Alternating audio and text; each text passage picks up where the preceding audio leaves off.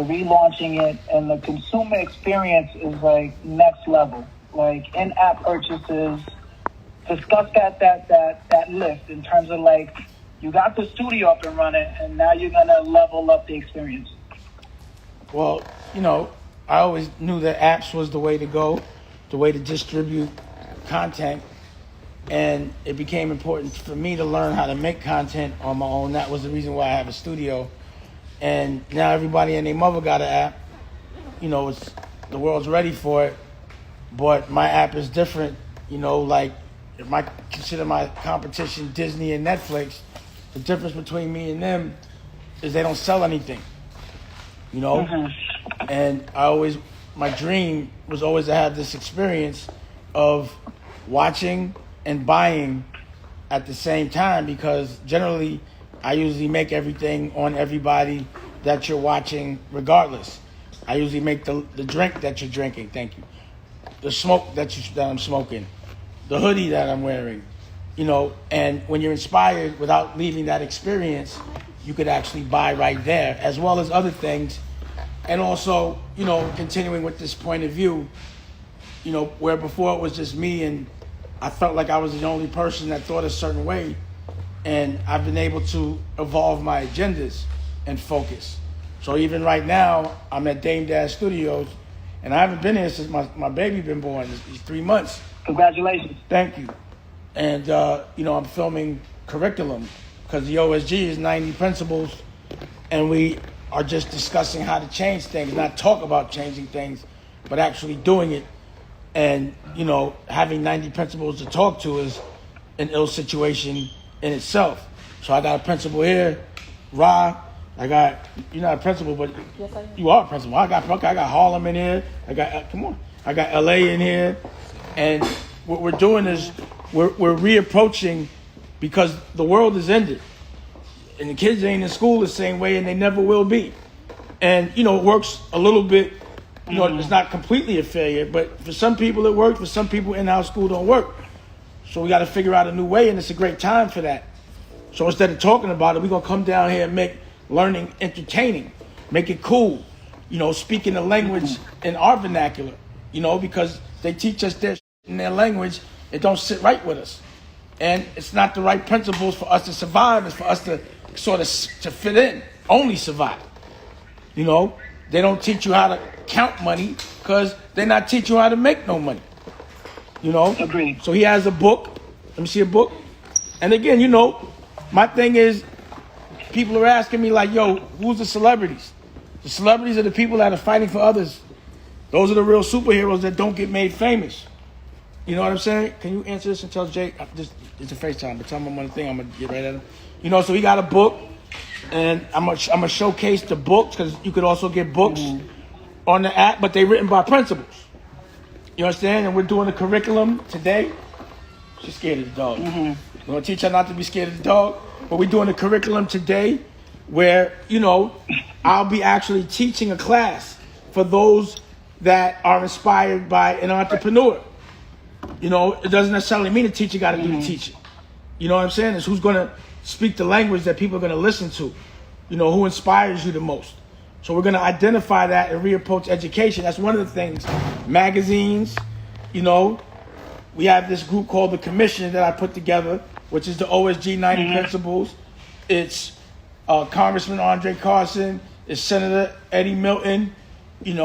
It's Bishop Purnell from the Yacht Squad about education. It's Dr. Chris Purnell, who's on CNN about medicine. It's therapy.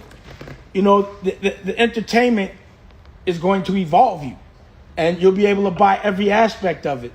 And we're going to figure out, because we're all trying to get to the same equation, right? We want to be on our own. We want to be independent. Economically, we want to be empowered. But there's a lot of different ways to get there. So we're exploring every single way to get there. Also, every single way to get to education without compromise, the right education. Every path, every way we can get to us recognizing that we don't need them to teach us. We can teach us. That our principals and our, leaders in the community are black that act black, not the ones that shave their mustache and try to fit in. You know what I'm saying? So, that's what's happening on the network, as well as the original programming, the movies, and everything is going to be on steroids now. I'm better at it. You know what I mean? So while I got you there, I'm gonna give you a book. You're gonna get the music. You're gonna be able to live stream. You're gonna be able to buy clothes. You're gonna be able to buy the food I eat. Basically, everything that I am using for myself that's got me where I am today, I'm making accessible to the rest of the world. I'm not gonna hide the plug. And that fits your brand identity since you got in the hip hop industry, because in essence you've been selling lifestyle. I've been selling lifestyle. I've been showing people how to leverage your celebrity, build a brand, and make money off the ancillary things. And what I've always tried to teach is residual income. But no one understands it till they broke and old. Got it. So in terms of like the DDTV being on steroids now, can you talk about or give like the young hustlers and the entrepreneurs the origins of the studio, like when you were first building it out, like for you to say, hey, I'm going to compete with Netflix, Hulu. Well, what's funny is when I started, they didn't exist. So I was doing this before Netflix. I just was creating new industry. I was, when you're looking for independence, you're always looking for an opportunity to do it another way, a different path to get where you got to go. And that's what I was always looking for. So once the internet hit, I was like, oh, no one can stop distribution here. I was looking at it before it was monetized. So even when I was at Rockefeller, I was like, yo, it don't make sense for me to keep outsourcing, making videos, paying $1 million a video. For $1 million a year, I have a whole staff. And I can make my own. And a video was always a loss leader, right? $1 million for a video, it doesn't make you $1, right? So I'm like, for $1 million, why we don't make movies? And movies will sell the music, I always saw this. I was just waiting for the world to catch up. So I had to start smoking weed and all this other and just being really artistic until the world was ready. And the world's ready now. But like I said, now everybody thinks they're up because they got apps and they get the model. It's like, yeah, but you can't sell nothing. And if you do sell something, it's still not going to be yours. So I think I'm the only person that's savvy at making music, at making movies, at making fashion. I'm getting savvy with education because I'm doing the work. I'm getting savvy with politics because I'm doing the work. I'm learning how to teach. Because my thing is, once I learn, I teach. Because I have no gauge. I can't keep my mouth about what I know. So as soon as I know what I teach it, and I give it away, I don't even charge it. But if you are like-minded, if you want, because you got to want it. If you want to be free, if you want to be evolved, if you want to be better, if you want to be rich, and rich isn't only financial, it's your health, it's your happiness, it's your dream. Living your dream is rich. Knowing your dream is rich. But a lot of people know other people's dreams. They know what someone else considers a dream, who has never even attained it. And you live for that instead of living for self. But in living for self, which at times you got to be selfish, because if you can't help yourself, you can't help nobody else. So one of the things that I'm very, you can't teach nobody how to be rich if you ain't never been rich. I've had some people give me advice on what to do with money, and I'm like, you ever had money? Why are you telling me what to do with my money? There should be a class on what to do when you have money. Because if you don't know what to do when you make $1 million, you can end up in jail and not even know it. If you don't know what taxes you got to pay, and you're accountable. They expect first generation to know how to be rich. If they don't teach you how to be rich in school, how you know? No concept of what it looks like to be rich day to day, or even what a rich problem looks like. I can tell you what they look like. They're all in the paper. Only reason why they're in the paper was because nobody wants me, but I don't even give a f***. I'm in the right game. You know what I'm saying? When they're reading about you, when they're reading about your business, whether it's up or down, you in the right game. You playing at a professional level. It doesn't matter. And you can't care what people think. You got to go and be a rock star. You don't fold. And you have to identify what you love doing the most your dream and spend so much time on your dream and get so good at it that it becomes your job. And then you never feel like you're working. You know what I'm saying? And then you can help. I totally agree. In terms of the evolving DDTV, what has been the biggest learning lesson for you? Because again, lifting up your own content studio, your own streaming service, like, I'm sure you didn't know everything right away. So just for all the young hustlers out there that are probably considering that space in that category, like, what was the biggest learning lesson in terms of learning that world? Well, any world I go into, I know that when I'm green, I'm going to go through it. But the only way I can learn is by doing it. But the only way to get better at it is to keep doing it. So you're never good at anything the first time you do it. So if you do something one time, you're all right. Like on the way to the office, I was talking to Nicolette and Hallie, and I'm like, look, they're making records. And I'm like, yo, keep singing that same record. Practice. Because the first time you did it sound good. Imagine the 100th time you do it and you get comfortable and you know the pockets and all that. Like even in making records, it never made sense to me. Like, yo, the record that you hear, the vocal you hear, is usually the vocal that the person just did the first or second time. It's not rehearsed. They can do it so much better after 100 times. So my point is, practice makes perfect. You're never going to do it right the first time. Don't expect life to be easy. Do something you love, so when it's easy, when it's hard, you enjoy the challenge because you love it, because you want to get better. It's like a skateboarder that'll break his thumb 3 times to get a trick because he loves it. He does it for free, but he does it until he gets it right, or her. So you got to do it, and you might break some bones getting there, but if it's a dream, it's worth it. Copy. Agreed. So it's interesting because you originally launched Creative Control back in the day with the goal of flipping it into a streaming service. How much did the Creative Control brand influence what you're doing with DDTV today? It's the DNA of what I'm doing. It's the evolved version of it. That was practice. I was practicing then intentionally because the world wasn't ready. So, I was the guy I think I'm the only person that's ever been able to monetize a collective.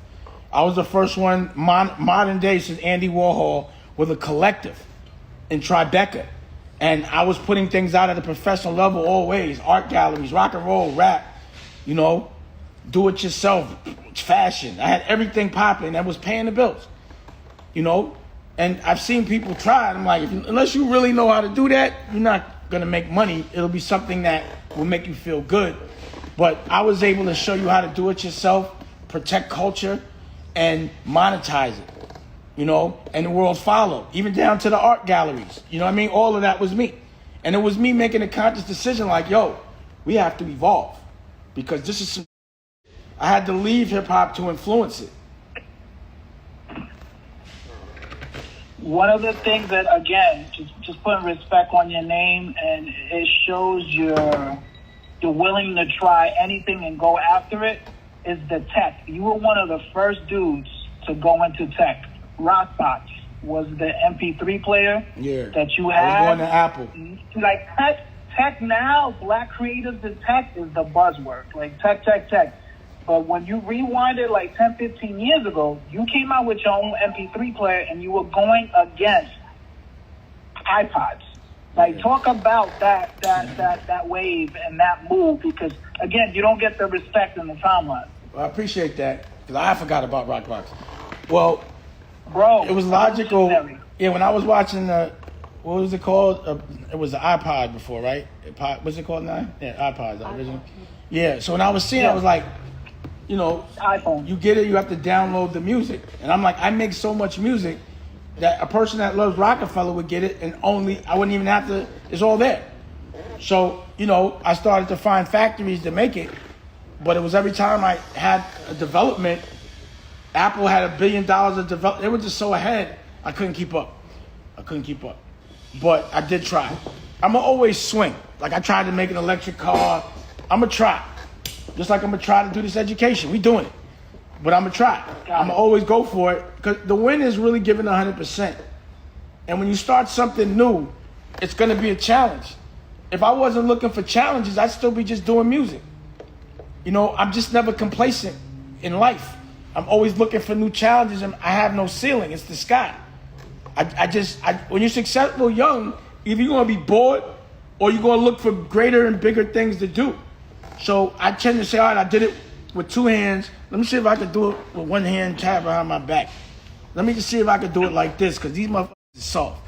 That's how I be seeing it. I haven't needed the support. I've been able to do it independent. It's better that way. And, you know, it just makes it where I get better at what I do, and I get more experiences that people can learn from. And these are the things I want to monetize. That's what I want my life to be. And I think it's just interesting because when you think of the popularity of Clubhouse, you had Block Savvy. Yeah. That was invite only. Yeah, Block Savvy. I forgot. Damn, right. Yeah, that was like, you had in-app spending power. You had your own neighborhood. And I saw a lot of potential in that. And again, you being really futuristic with some concepts that are dominating popular culture now. So let's talk about Block Savvy and that time frame and how it plays into what you got going on now. I mean, again, once we were aware of the internet, you know, I was just looking for ways to be ahead of the game and freedom.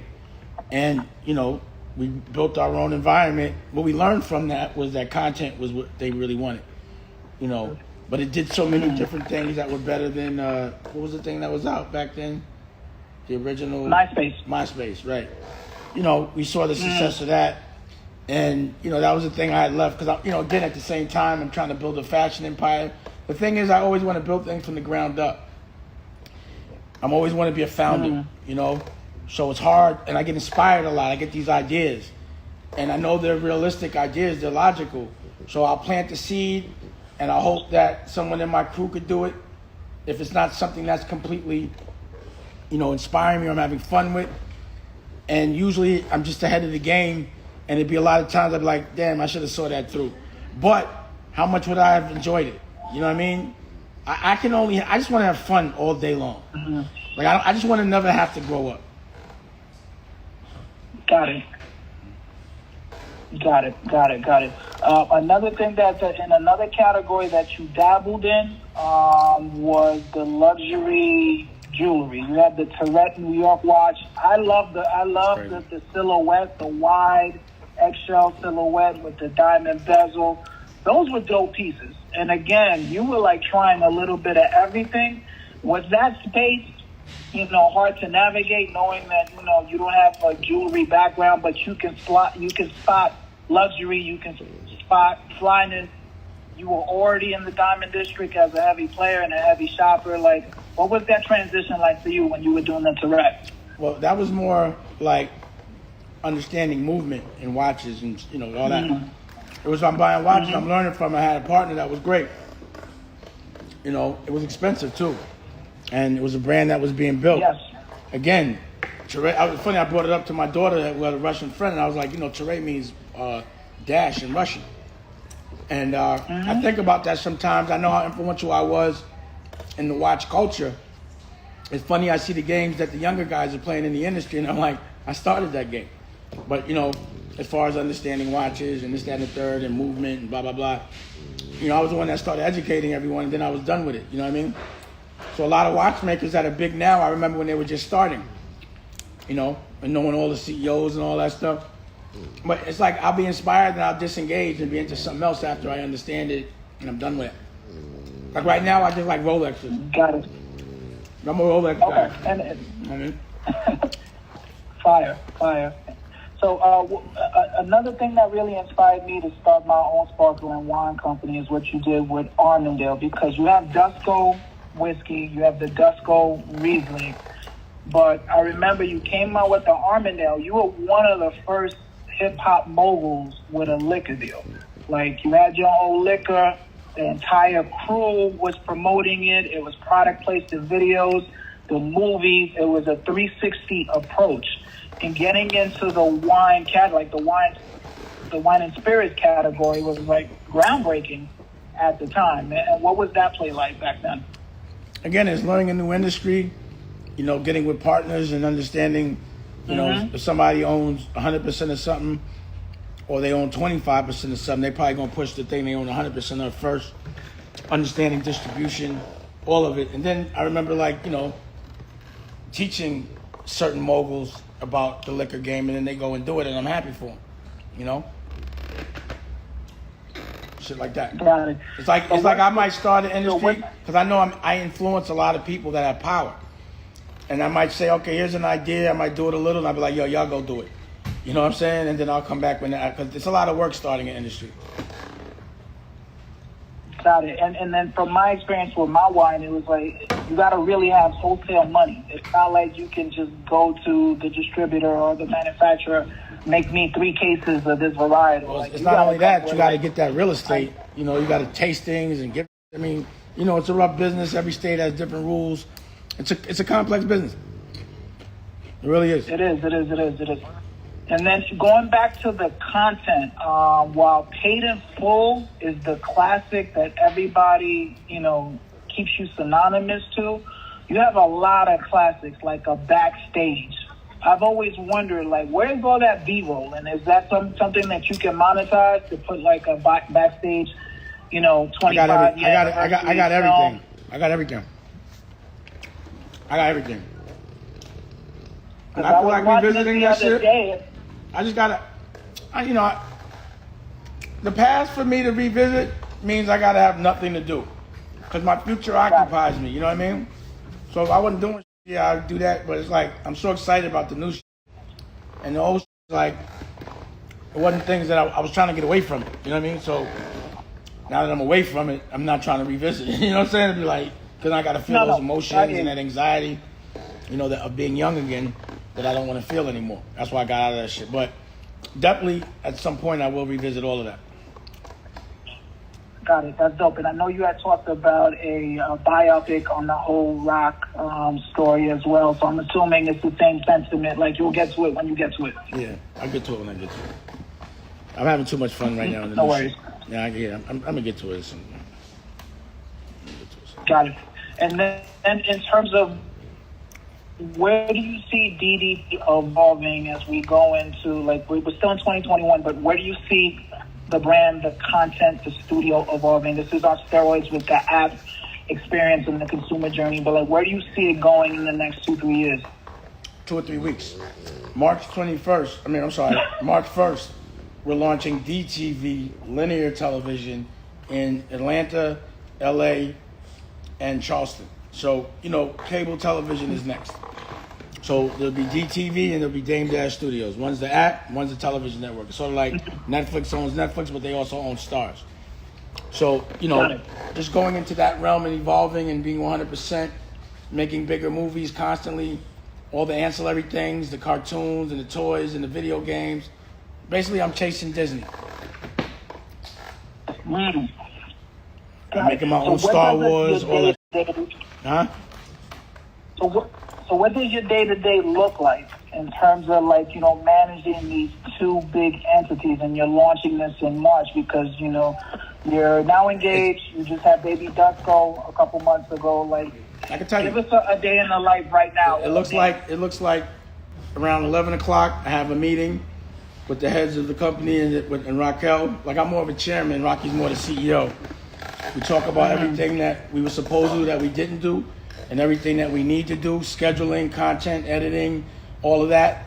And then Rocky has another meeting with the rest of the crew. And then that's how we do it day to day. Then I go work out, and then I eat, then I get a massage, then I walk the dogs, and throughout that day I play with Dusko. And that's why actually I got to wrap this up. Sorry, because I got to take, because at 3 or 4, from like 4, because that's when one of the nannies leave, is me till like 7, 8, you know, and if there's no night nurse, it's 4 to the rest of the day until he gets to sleep intense with the baby. Okay. You know, I'm usually working from my house. This is literally my first day out in 4 months since the baby been born. You know what I mean? Dope. So I'll wrap it up with 2 quick questions. In terms of like the music, you've known Cam a long time, and this is just a curious question for me because I'm such a fan of you and Cam. when Cam has this one style, and then when he's putting together Purple Haze, he's like, he has some lyrics like keep computers queuing, and then like his style changed going into Purple Haze. Being one of the CEOs of rock, like, what is the vibe when he's playing you these new joints and his style is like completely going another way? Like, what's the vibe? I never thought about it like that. Oh, okay. Yeah, I never was like, I didn't really even notice that at all. You know, I'm a curator. Like, I'm an art gallery. I let the artists do what they do. I ain't got no say so in none of that shit. It's, you know, to me, an artist supposed to do what makes them feel good. It doesn't matter what makes other people feel good. And, you know, I never got into the creative aspect ever. Got it. And then lastly, what is the legacy you want to leave behind? Besides, you know, passing everything forward in terms of your entrepreneurial efforts, but the Dame Dash legacy, how does it read? Or how would you want it to be? I mean, I don't know. It might not read. You're going to see it. You know, it's going to be in billboards, in movies, and all that. Just the truth of who I am. You know, all I really care about is my family, man. You know, and that's it. As long as my family, my generations will show what I did, because their lives will definitely be way better than mine. You know, so as long as my last name, that's a dash, and the family name still represents aspiration and independence and wealth, because it's still independent, aspirational and wealthy, then I did my job. My grandkids and my grandkids, like the Kennedys, you know, and other families, the Roosevelts, like that, you're gonna hear it like that. Rockefellers, the Dashes, you know what I mean? And not for no bubblegum, for being a well-versed, strong family that affected culture in a great way. You know what I'm saying? Like a Rothschild, but like without all the conspiracy and the good. You know what I mean? Like the good Roth, you know, with the good. Not in a bad way, but you know, the family names that go for centuries. You know? Got it. Cool. And then anything else that you want to just plug or just mention before we sign off? You know, I think we plugged, pause, Dame Dash Studios. You can go to it. I think we initially, the first couple of days, we did dame-studios.com, but now all the apps are starting to come up. So did the other one come up yet? I don't think so. No? So you know, the apps, they'll be in the app stores like today or tomorrow, hopefully. But you go to Dame Dash Studios and get it. Look for all the original programming and all the things we're doing. Check OSG. Check the commission. You know, movies, magazines, books, curriculums, you know, music, concerts. Go check my album out, my rock and roll album, Black Guns. The name of the album is Theory. Go check it on Spotify or whatever now. And that's that, B. And, you know, I appreciate all the support. I'm glad that I can inspire you in the right way. And, you know, again, the only way to show appreciation for me talking is to actually do it. And if y'all doing it, I love that. So thank you for that, too. Yo, my pleasure, bro. And me and you are connected in a way that you probably wouldn't even know. My girl was the leader's product manager. She was with her. Wow. So this is crazy. Like I don't know if you can see this, but it has the date. Oh, yeah. All right.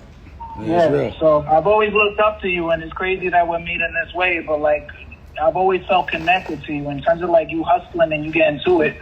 It's always been like that. So again, when we opened up the interview, I meant it. Like, yo, you inspired me to go get it. So like, and then all my clients, I tell them like, yo, put your own money up. Always. That's like my favorite thing to tell people. Put your own money up. That way nobody can tell you how to move. Exactly. And that's that I always, you know, coach people through. And, you know, I'm happy for you, bro. I'm really super happy for you. And, you know, I just look forward to seeing what's next for you. Thank you, man. I appreciate it. We'll definitely keep talking. I got a lot more things to launch. Thank you, bro. Good luck. All right, bro. If you want another amazing video with the one and only Dame Dash, check it out right there next to me. I think you'll enjoy it. Continue to believe, and I'll see you there.